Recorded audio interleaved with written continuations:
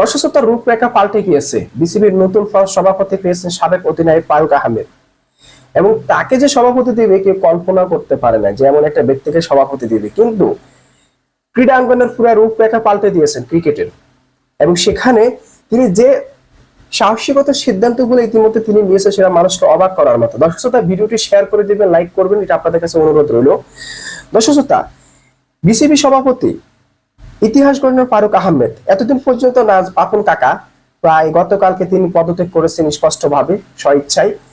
দীর্ঘদিন যাবৎ তিনি এই পদে ছিলেন এবং তার ইচ্ছা ছিল প্রধানমন্ত্রী 40 বছর পর্যন্ত, 40 সাল পর্যন্ত ক্ষমতায় থাকবেন তিনি, 40 সাল পর্যন্ত তিনি বিসিবি সভাপতি থাকবেন।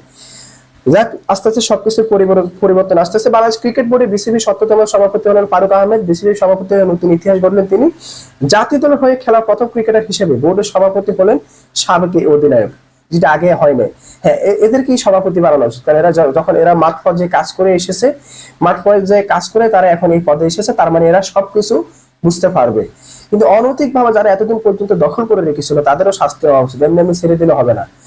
দর্শক, তিনি বোর্ড সভাপতি হয়ে ইতিমধ্যে কয়েকটি সিদ্ধান্ত নিয়েছেন এবং বিশেষ করে ক্রিকেটারদের প্রতি তিনি যত্নশীল হচ্ছেন, এবং আপনার আইন বিধি লঙ্ঘনের প্রতি তিনি অনেক হুঁশিয়ারি দিয়েছেন। যেমন সাকিব আল হাসান জাতীয় দলে চুক্তিবদ্ধ থাকা অবস্থায় তিনি আপনার নিয়মের বাইরে তিনি বিভিন্ন শোরুম উদ্বোধন করতেছেন বা বিভিন্ন এর সাথে তিনি চুক্তিবদ্ধ করতেছেন, সেটা আসলে আইন বহির্ভূত, যেটা তিনি চান না। পরবর্তীতে এই বিষয়ে তিনি নতুন সিদ্ধান্ত নেবেন। এবং বিশেষ করে সাকিব আল হাসান বিভিন্ন ক্ষেত্রে তিনি দেশের বাইরে অবস্থান করতেছেন।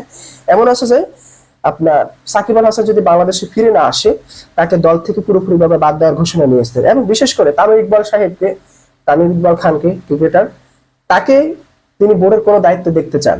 তিনি যদি খেলেন তাহলে তো ভালো, না খেলে তিনি যেন নিয়মিত বিসিবিতে আসেন, যাওয়া আসার মধ্যে তিনি থাকেন, এবং তিনি বোর্ডের কোনো দায়িত্ব তাকে দিতে চান।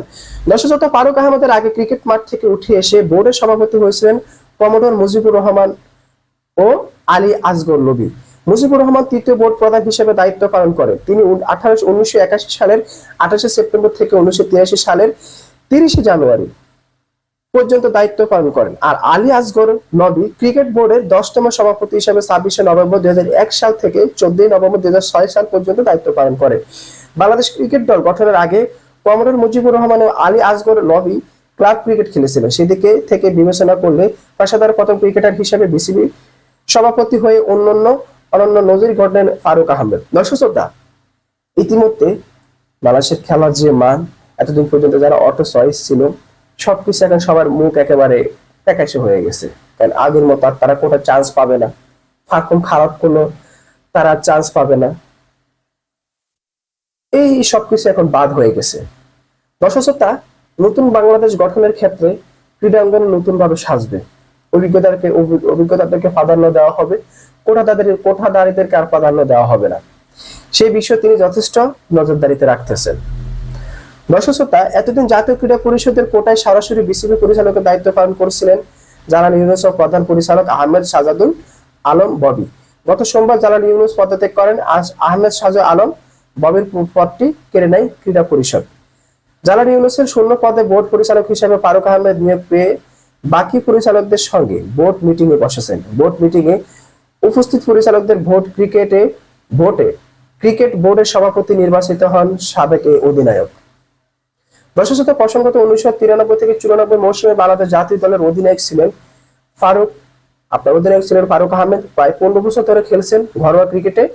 1993 সালে আইসিসি ট্রফিতে দেশকে নেতৃত্ব দিয়েছিলেন তিনি। বাংলাদেশের হয়ে খেলেছেন 60টি আন্তর্জাতিক ম্যাচ।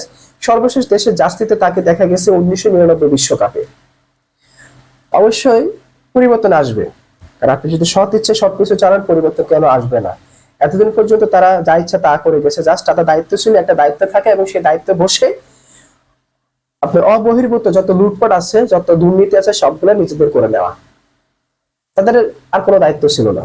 ক্রিকেটারদের বেতন দেওয়া, পরিচালনার ক্ষেত্রে সেটা কেবল স্ট্রং, তারা কোনো পদক্ষেপ নিতে পারে নাই। মাস শেষে সেটা তাদের নিজের পকেটে মোটা অঙ্কের টাকা ঢুকানো, আর বিভিন্ন বাজেটের মাধ্যমে লুটপাট করা, বিভিন্ন আপনার এটাকে সিরিজের মাধ্যমে যখন বাইরে খেলতে যায়, সেখানে তাদের লুটপাটের একটা বড় হাতিয়ার হয়ে ওঠে। ব্যয়বহুল একটা ট্যুর তারা দিয়ে আসে।